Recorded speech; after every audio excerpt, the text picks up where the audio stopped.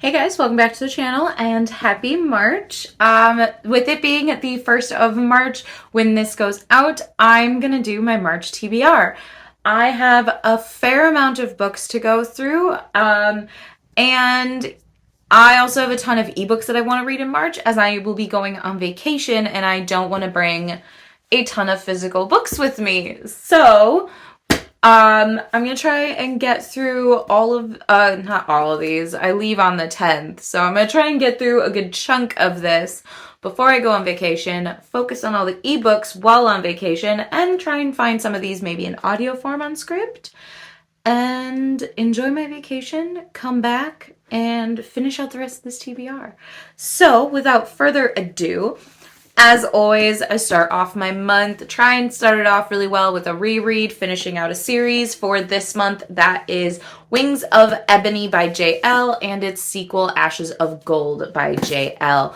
I loved Wings of Ebony when I read it, I think when it dropped a year or so ago. It was one of the most unique YA fantasy books I had read at the time, and I'm really excited to go back into this story, fall back into the world, and finally see what happens. Because if I remember correctly, there was a huge cliffhanger at the end of book 1. Next, I have A Broken Blade by Melissa Blair. This was the big TikTok mystery author thing that went viral like a year or so ago, and I was really intrigued. Obviously, I have the one with the author, not the anonymous.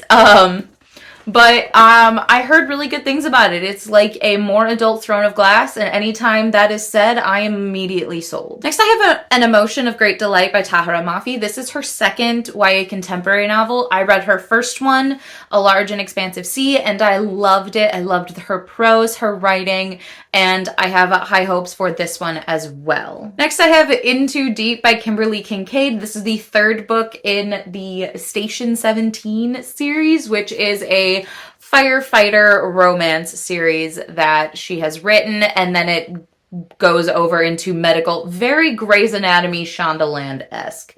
And I've been really enjoying these books, so I'm excited to jump into the third one. Next, I have Happily and Madly by Alexis Bass. I've had this book on my shelves forever, and I am finally getting to it. This is a YA romance contemporary thriller, and that's all I know. I think, oh wait, I lied. I do know that she has like a year to live, or she's told she's a year to live, and she wants to like go out with a bang, and that's what this story tells you. Or something like she's never supposed to make it past her 18th birthday. It's one of those kinds of stories, and I'm intrigued. Next, I have Ace of Spades by Faridah Abike-Iyimide. I'm really sorry if I butchered that. This is a YA fantasy story based around cards and magic, and I love a good gambling magic-esque kind of world. See Ace of Shades, and I'm really excited to jump into this. I've heard nothing but phenomenal things. I actually bought this on impulse because of TikTok, and now I'm finally getting to it, and I'm excited to see what all the hype's about. Next, I have Bookish and the Beast by Ashley Poston. This is the third book in her like Geekarella companion YA romance books. And I've been meaning to get to this for so long. I read books 1 and 2 forever ago, and I pre-ordered this, and then I never picked it up. So I'm excited to get to this. This is like they go to these sci-fi conventions, and the big thing, it's like a Star Trek knockoff. Obviously, she couldn't use Star Trek because of copyright. And they each follow a nerd in the like con world and then someone else. And I really loved books 1 and 2, so I'm hoping this has the same magic. Plus, one of my favorite things about these books is like they've got the cute little like Star Trek, I don't remember what it's called in this series, it's been so long, but the little like Star Trek logo that they have for the books, and it's just a fun time. Next is a book I've been meaning to read for so long, and that is The Hate You Give by Angie Thomas. This book came out right when I was getting back into reading, and this was a little bit too, I wasn't really jumping into YA contemporary and the hard-hitting books that were jumping off the shelves at that point. I was trying to actually do more of catching up on the fantasy stories that I had missed and those kinds of stories. And so I'm finally getting to this book. I'm a little nervous to read it because I've heard nothing but phenomenal things about it, but it is a very hard-hitting story. that tackles racism and police brutality. Next, I have The Handmaid's Tale by Margaret Atwood. I've never seen the show, but I've heard really good things, and I wanted to give the book a shot, and I think I found this at half price for like $1, and I picked it up, and I figured I'd give it a whirl. This is like a apocalyptic story where the fertile women are kept on essentially breeding farms. And I'm intrigued to see the actual story, considering the show is still going, and this book's only like, it's less than 300 pages. Next, I have Empire of Dreams, where a girl who has been on the run her entire life finally feels secure and safe from all of her demons, and until the Empress prevents the final nail in what would be her safety coffin. Not a great analogy, but you know what I mean. And she has to try and get back that semblance of safety that she just got. I'm intrigued to the concept. This is another one of the books. This month is just a ton of books that I found at half price for really, really cheap and picked up without really thinking. So I'm going into a lot of these blind. Next, I have Ever Cursed by Corey and Haydu. This is one of the books that I bought at one of the indie bookstores that I went to on my honeymoon. And this is the last book I actually bought on my honeymoon that I have not gotten to yet. This follows several princesses. In this world, every princess is cursed, and these sisters try and work together to save their mother as well as lift their own curses. And I love a good fairy tale retelling. Next, I have The Firekeeper's Daughter by Angeline Boulley. This is a Native American lore-inspired fantasy book, and I'm really intrigued by that entire concept, and I love seeing all new, different types of lore represented in fantasy books, and I've heard nothing but amazing things about this book. Next, I have Lost in the Neverwoods by Aiden Thomas. This is their second book. I really liked Cemetery Boys. It was a really fun, magical realism story. This one is no different. We're following Wendy, years after her brothers have gone missing, and everyone thinks she's just the weird kid whose brothers went missing, until she finally goes into the forest again to try and find her brothers after like several years. And I love Aiden Thomas's writing style. I think that they are really good at creating a really fun and creepy atmosphere, both at the same time. So I'm excited to get to their second book. Next, I have All of Us Villains by Amanda Foody and Christine Lynn Herman.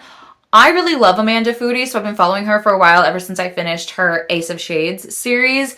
And when I saw that she was coming out with essentially if there was a Hunger Games, but for all the villains. So, like, if they actually did have the capital Hunger Games that they were talking about in Mockingjay, this is that story, and I was immediately sold. I love a good Hunger Games post-apocalyptic kind of story. I have yet to find one as good as Hunger Games and, like, Shatter Me, but those are probably my two favorite. Oh, and Scythe. But Scythe is different. So I'm excited to see if this lives up to all of that dystopian, post-apocalyptic hype. Next, I have Briar Girls by Rebecca Kim Wells. This is a sapphic YA fantasy story. We follow one girl who just exudes magic constantly, and then we have another girl whose touch can kill, very Rogue from X-Men. And they end up pairing up together to go on this weird adventure to solve a mystery and potentially help themselves. And I love the trope of the roguelike girl, the touch can kill, very much like Shatter Me. And there are a couple others that have that concept. And I think it's a really cool way to show different ways of intimacy and relationships within stories. And I'm intrigued. I'm just very intrigued. Plus, I fell in love with this cover, and I really wanted to pick it up. Next, I have The Dare by Elle Kennedy. I've been reading all of her Off-Campus Briar U series, and this is the last one. So this is the final book in the Briar U series, where we are following a hockey player, playboy, typical romance kind of things. I'm excited to see how this entire series wraps up. I think this one follows Connor, who has become the new Hunter after I just read Hunter's story in the play. Yeah, I think that one was the play, which I'll talk about in my wrap-up later this month. But I love these. They're so easy to consume, and I just love Elle Kennedy's romance writing style. Another reread that I am doing this month is I am rereading The Assassin's Blade by Sarah J. Maas. I am doing a full SJM read-through. in order of publication. So this is not typically the order that I would read this in. Typically, I would read this after Heir of Fire before jumping into Queen of Shadows. But this came out after Crown of Midnight, so this is what I will be reading next. It's a very interesting reread so far, and I'm enjoying it. I'm taking lots of notes. My books are very, very tabbed, and I'm excited, and also just, I haven't read this book ever. I listened to it the 2 times that I've read it, and I'm scared because of Sam, and if you know, you know, but I'm really enjoying my reread of this. And the last book that I am going to read in the month of March is one I've been terrified to pick up, but also excited at the same time, which is Babel by R.F. Kuang. This is R.F. Kuang's standalone dark academia fantasy story. I've heard phenomenal things about this book. I've heard it is very smart, which is why it's very intimidating, because I've heard that it does make you feel stupid, but in like a good way of storytelling. I really loved, they're right behind me, The Poppy War by R.F. Kuang. Phenomenal books. She's a phenomenal storyteller, and I am really excited to jump into this book as well. That is my official TBR. I read a ton of ebooks. I try and listen to audiobooks. I pick up books wherever I can. But this is my official physical TBR for the month of March. I'm really excited to dive in. I have a lot of books that I've been really meaning to get to for a long time. So without further ado, that's going to be it for today's video. Please like, comment, and subscribe to our channel. We post videos every Wednesday and Friday with the occasional Sunday, and I'll see you guys in our next video. Bye!